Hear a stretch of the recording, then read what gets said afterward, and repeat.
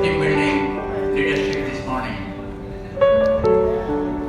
Nautical science is the most important, very interesting subject, very disciplined people.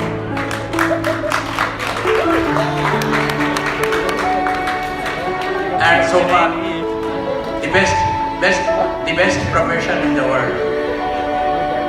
I wish you succeed in your life and enjoy happy life in future. Thank you.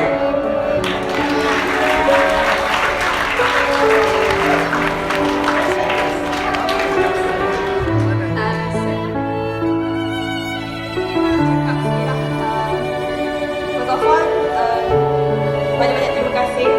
Sama je terima kasih kepada semua lecturer, Cik Pandi, Cik Nasir, Cik Ni, semua kerana telah banyak mengajar kami semua.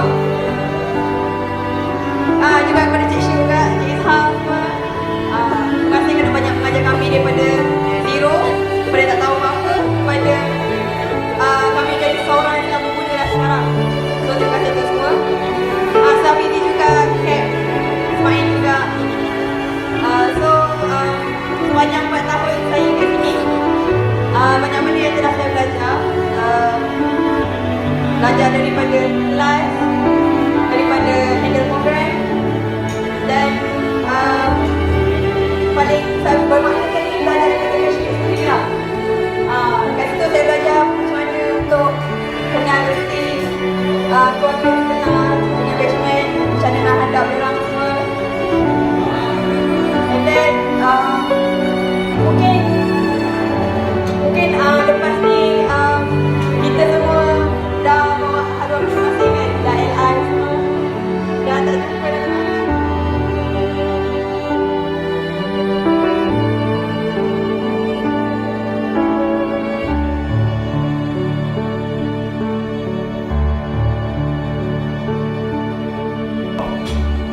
Now I've been very straightforward that that's just me.